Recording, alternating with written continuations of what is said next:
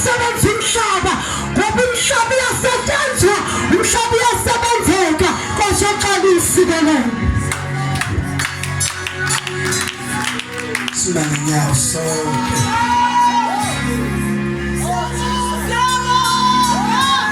wonke umuntu abangenyawo zakhe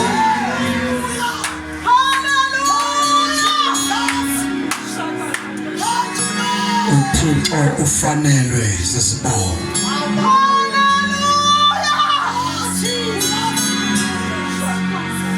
wavala amehlo wakho phambi koThixo uvumele uThixo aphathe impilo yakho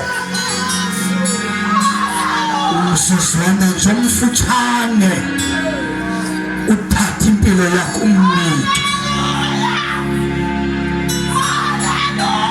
before sigoduke siyolala siyophumula awazi yini umzimba wakho uyitempile lokuhlala umoyingcwele ngoba ngeke ukwazi ukuthi izinto sesifikile zingakuphazamisi uma umzimba wakho ungagcwalanga asibe ngabantu bazalwa abathanda ukuphandaza asibe ngabantu bazalwa ababufunayo ubuso bukaThixo asibe ngabantu bazalwa abazithobayo enkosini usithoba uyaphakanyiswa kodwa lusiphakamisa uyathotshwa indlela yokunyuka kukwehla kulisandla zakho sithandaze kula ndawo kuyovula umlomo kulali inkosi yamazulu eyafa ngenxa yethu ufanelwe Jesu othwala intombazane ithwaleke ufanelwe ngokubonga Jesu othwala umfana athwaleke uyamangalisa wena ohamba nendoda echazile uyithwala ithwaleke uyahamba nenkosikazi enendoda uhambe nayo ithwaleke wena nkosi uyahamba nomntwana umntwana athwaleke isandla sakho simbamba umntanabheke indalo yakho abele nhlahla abele kakhulu kulala mthoko bayaphe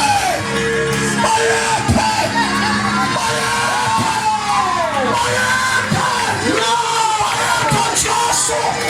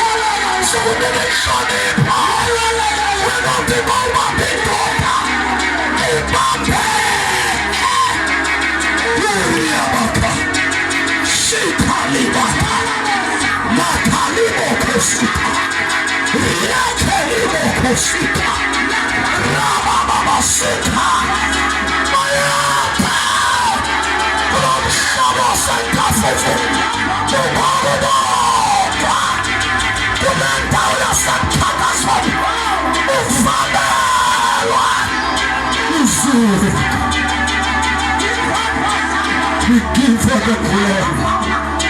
We magnify your name. We thank you, Lord.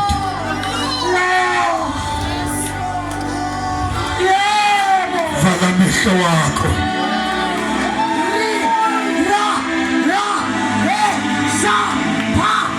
Ngibesezia. Zokuba ixesha liphelile.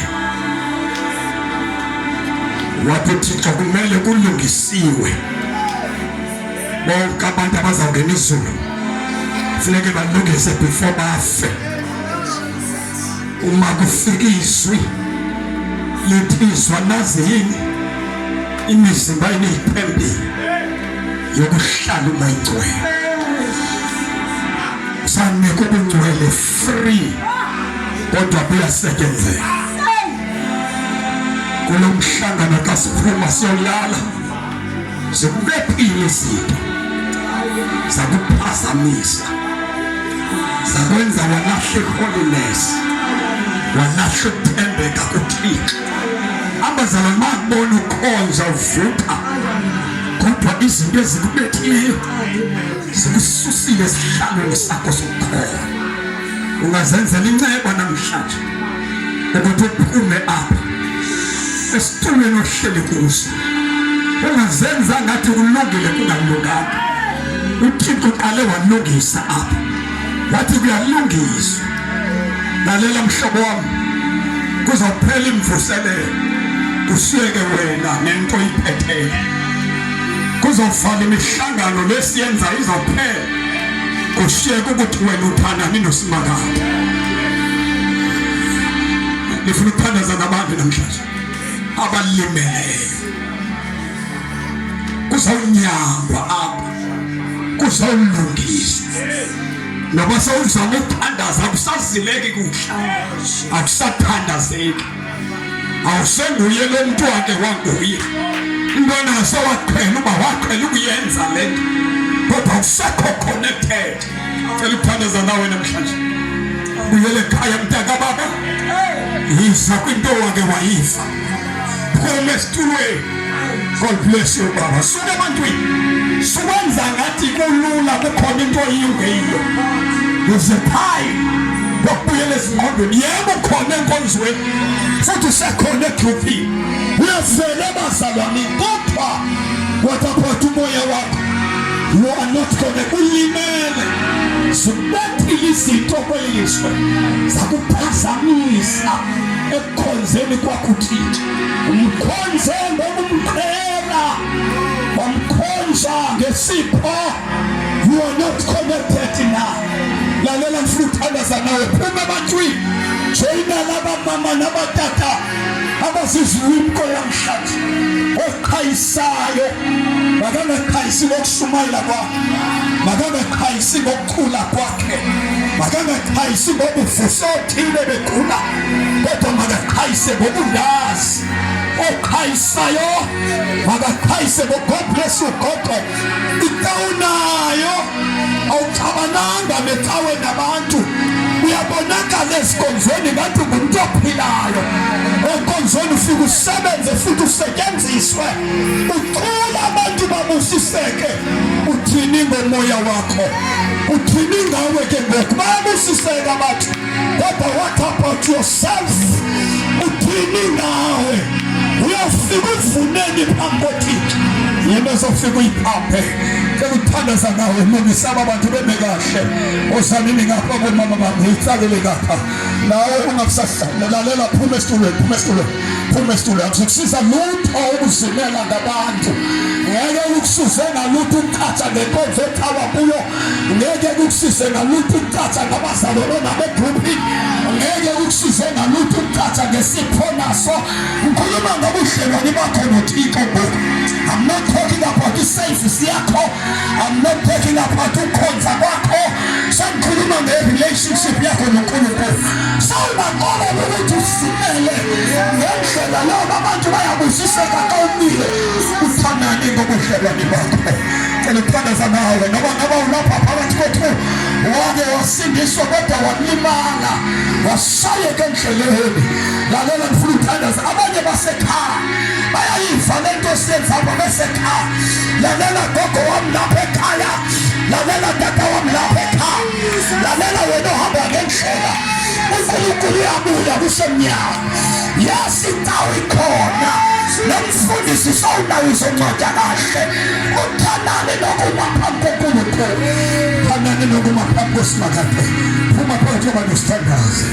Kulithandaza nami nina lapha ngaphambi senza amazwi samilele isandla zethu sonke kungani lishwa ukuba khona lomhlangano ugodwe kuyofika endaweni yakho uNkulunkulu akhulume ngohlobo athethe ngobuyimama athethe ngobulahleka kwemoto athethe ngokwenzakala ube uyapha phakathi kwethu wenzakaliswe zizinto uzuphuma phesitulweni xa yepride ugodwe uyofika ekhaya wenzake yakuphinde wathola amandla angakunyanga ngokumyalezo wakho namhlanje ihealing yakho namhlanje. God bless you. Uphila kwakho kungoku lalela bena konke siya konke yekukuthi ubani waziwa kangakanani uhlonipheke kangakanani.